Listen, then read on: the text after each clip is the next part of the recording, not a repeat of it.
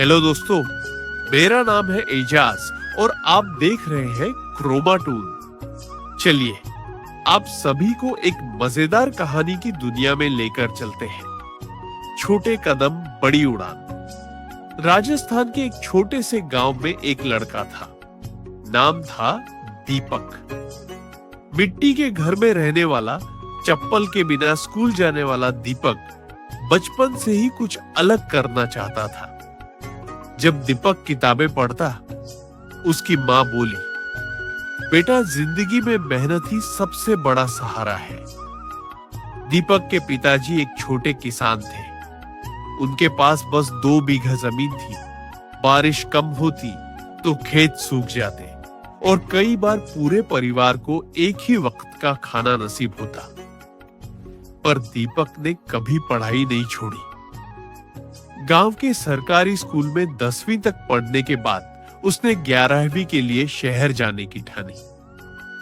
पर कैसे जाए, पैसे नहीं थे। उसने एक स्कूल मास्टर से मदद मांगी। मास्टर जी ने देखा कि ये बच्चा होशियार है तो उन्होंने उसे किताबें दी और कहा, बेटा एक दिन तू नाम रोशन करेगा। दीपक रोज 5 किलोमीटर पैदल चलकर स्कूल जाता। रास्ते में धूप, बारिश, कीचड़ सब झेलता, लेकिन नहीं रुका।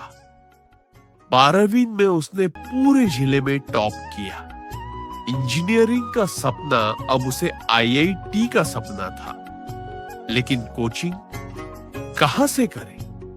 दीपक ने तय किया कि वो खुद ही तैयारी करेगा। उसने पुरानी किताबें, YouTube वीडियो जो गांव में मुश्किल से ही चल पाते थे, और लाइब्रेरी के पुराने पेपर्स का सहारा लिया। उसने दिन रात पढ़ाई की। कई बार रात को लालटेन की रोशनी में बैठकर पढ़ता। नींद आती तो अपने गाल पर पानी के छींटे मार लेता। परीक्षा का दिन आया। जब रिजल्ट आया तो दीपक को खुद भी विश्वास नहीं हुआ। उसने ऑल इंडिया रैंक 132 हासिल की थी। पूरा गांव उसका नाम लेकर गर्व करने लगा। संघर्ष अब भी जारी था। IIT में पहुंचना मंजिल नहीं, शुरुआत थी। वहां हर कोई अंग्रेजी में बात करता था। बड़े बड़े शहरों से आए स्टूडेंट्स थे। दीपक खुद को छोटा महसूस करता, लेकिन उसने हार नहीं मानी। उसने अंग्रेजी सीखी, टेक्नोलॉजी सीखी और हर मौके का इस्तेमाल किया। चौथे साल तक वह कॉलेज का सबसे चहेता स्टूडेंट बन चुका था। उसे गूगल जैसी कंपनी से ऑफर मिला, करोड़ों के पैकेज के साथ। पर दीपक ने वो ऑफर छोड़ दिया। उसने अपने गांव में एक फ्री डिजिटल लर्निंग सेंटर खोला, जहां गरीब बच्चों को मुफ्त कोचिंग दी जाती थी।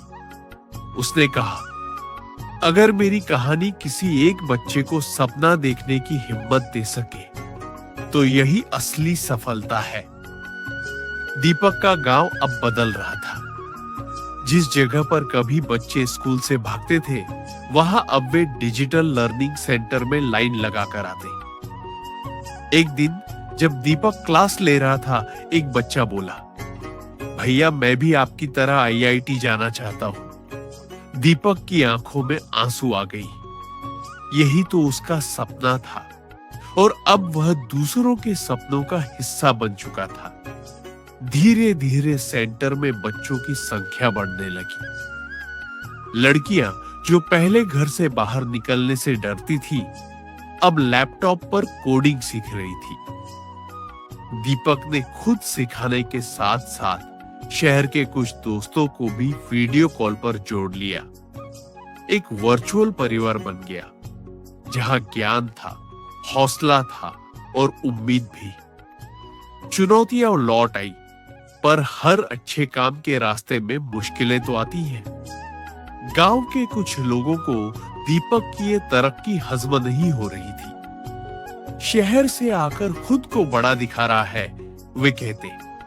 कुछ नेताओं ने सेंटर के लिए जमीन पर सवाल उठाए, बिजली काट दी और यहां तक कि बच्चों के माँ बाप को डराना शुरू कर दिया। एक दिन सेंटर में ताला लगा दिया गया। दीपक टूट गया, लेकिन उसने हार नहीं मानी। वो सीधे झिल्ली के कलेक्टर के पास गया, अपने सारे दस्तावेज, बच्चों की रिपोर्ट, वीडियो क्लासेस का डेटा लेकर पहुंचा। कलेक्टर ने उसकी मेहनत देखी और 2 हफ्तों में सेंटर को फिर से खुलवा दिया, अब सरकारी मान्यता के साथ। दीपक की कहानी अब सिर्फ गांव की नहीं रही। एक पत्रकार ने उस पर एक डॉक्यूमेंट्री बनाई, गांव का गूगल बॉय। सोशल मीडिया पर वह वायरल हो गया। देश भर से एनजीओ कंपनियां और संस्थाएं उसकी मदद करने को आगे आई। कुछ ने लैपटॉप दिए, कुछ ने वाईफाई टावर लगवाए और कुछ ने स्कॉलरशिप्स का ऐलान किया। पर दीपक अब भी वही था, सादा, शांत और नजरें हमेशा अगली पीढ़ी पर। उसने भारत के 10 सबसे पिछड़े गांवों को चुना और वहां भी उसी मॉडल पर डिजिटल सेंटर शुरू किए, जहां बच्चे तकनीक से जुड़े अंग्रेजी बोलना सीखे और अपने अपने क्षेत्रों में आगे बढ़े। मां का आशीर्वाद। दीपक की मां अब बूढ़ी हो चली थी। एक दिन सेंटर के बाहर बैठकर वो बच्चों को पढ़ते देख रही थी। मुस्कुराकर बोली, दीपक, अब तुझे देख के लगता है हमारी गरीबी जीत गई। दीपक ने उनकी आंखों के सामने होकर कहा, नहीं मां, हमारी मेहनत जीत गई। मां की आंखों में आंसू थे, लेकिन वह खुशी के आंसू थे।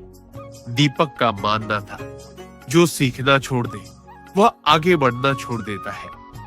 इसलिए वह खुद भी हर साल कुछ नया सीखता, कभी मशीन लर्निंग, कभी ग्रामीण मैनेजमेंट, कभी साइकोलॉजी।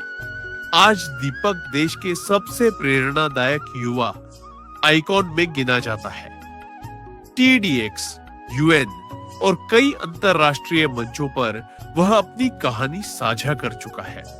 लेकिन वह आज भी गांव की भाषा में बोलता है और बच्चों से कहता है, सपना वही देखो जो नींद उड़ाए और मेहनत ऐसी करो जो किस्मत बदल दे।